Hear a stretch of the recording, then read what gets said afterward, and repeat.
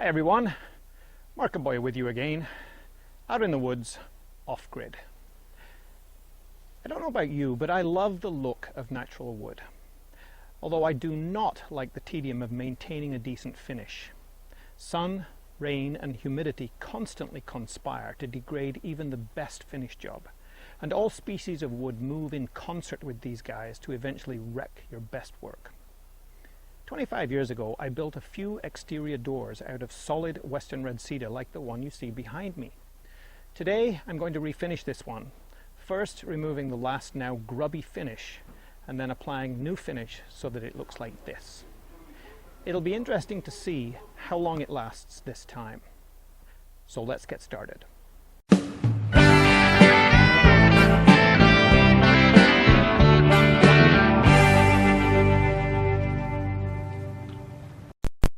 Years ago, when I first built this door, I thought the answer was to finish it with an exterior Danish oil.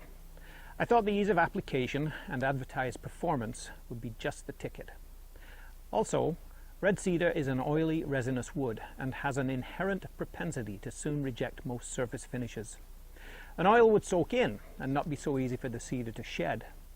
At first, everything looked great and the oil was easy to apply for sure. But time and very humid winters around here caused an annoying little fungus to grow on the surface. What to do?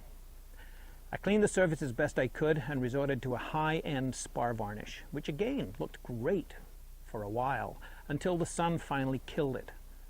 Once you start finishing exterior wood, you are condemned to repeat the process every few years. It's sad, but true. Today, I'm going to bite the bullet one more time, strip off the old finish down to clean wood, and start over. Again. To remove the finish, I'm using a couple of random orbit sanders. And yes, I'm going to fire up the Jenny to make them run. The bulk of the work is best done with this circular sander, complete with handy hook and loop attachment for a 60 grit disc to start. This particular sander didn't cost me much when I bought it used, so for this purpose there's no need to spend lots of dough. It is worth the money though to buy high quality sanding discs. These particular ones are made in Germany and they're worth it. Anyway, enough of the chit chat. Let's really get started. Now, the thing to remember when you're power sanding is that it's all too easy to get carried away.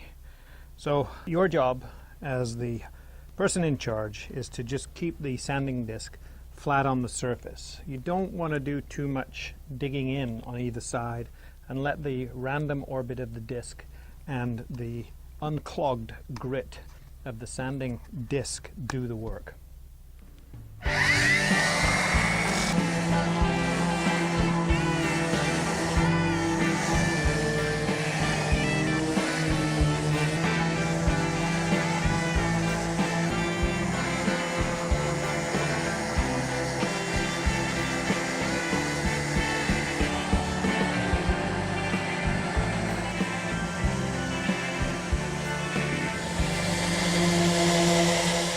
There, that's most of the rough sanding done with the 60 grit on the orbital round sander.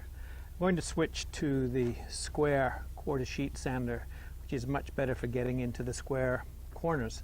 You can see the limits of the round sander when it comes to a corner, and also the square sander is really good for right along the edge around the window.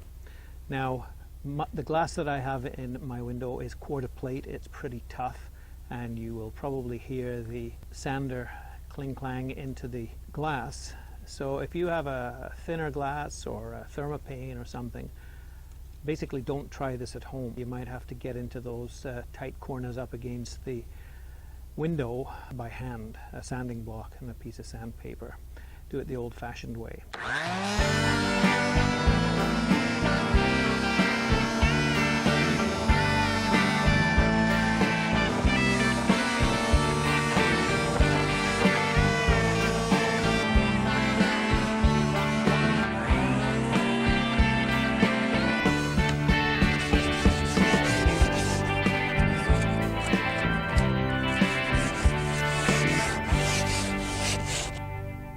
most of the sanding done, thank goodness. Started with 60 grit on the circular orbital sander, and then finished up with a 120 grit on the square orbital random orbit sander. You shouldn't, at this stage, you shouldn't be able to see any sanding marks in the wood of whatever species, because whatever you can just about see with your eye before you paint or varnish a piece of wood, it will positively leap out at you once you have the final finish on, and by that time it's too late, unless you want to wait days and days and days for the paint or the varnish to cure, and then you can sand it back off again.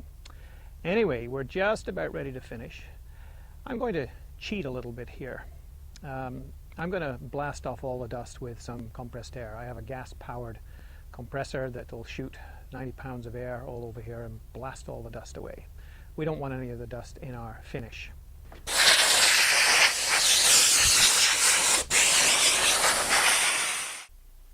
The finish I'm about to apply is a Sikkens product they call cedar, door and window trim. It's something I've shied away from in the past, partly because of expense.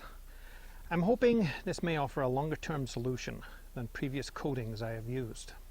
Once applied, and the recommendation is for 3 coats, the cured membrane is supposed to remain flexible, so that should take care of the wood movement issue. My applicator is a 2-inch brush I got from a dollar store. Shop carefully, and it's amazing what you can get for $1.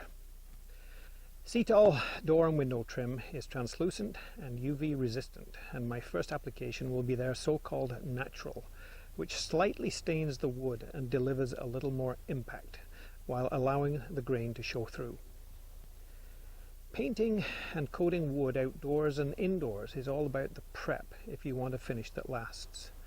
The actual coating doesn't take that long and would be almost anticlimactic if it wasn't for that bright new look. It's the morning after, and I'm about to apply the first of 2 top coats. This is the cedar door and window clear satin finish. I don't want to apply any more of the stained version, the so-called natural finish, because it creates an unnatural finish as far as I'm concerned. So we'll just finish it off with 2 clear top coats, because the effect I have right now is exactly what I want. It's nice and rich, and hopefully it's going to last for a long time. Just a little tip before I start on this first of the 2 top coats. I should have mentioned this yesterday. It's always preferable just to dip the brush into your finish about 1/2 inch. It's always tempting to dip your brush, immerse it just about completely to load up your brush with your finish, but then you've got splatter and drips and everything all over the place. So keep it to a minimum, and then as you apply the finish, it's much better to apply many thin coats than one thick goopy coat. It's day 3 and time for the final top coat. I hope this has been of some interest to everyone out there, because there's nothing quite so boring as watching paint and varnish dry. Thanks again for watching, and if you're not already subscribed to my channel, please click on the link when it appears, and next time I put up a video, YouTube will send you an email. Take a look around my channel, and I'll see you next time.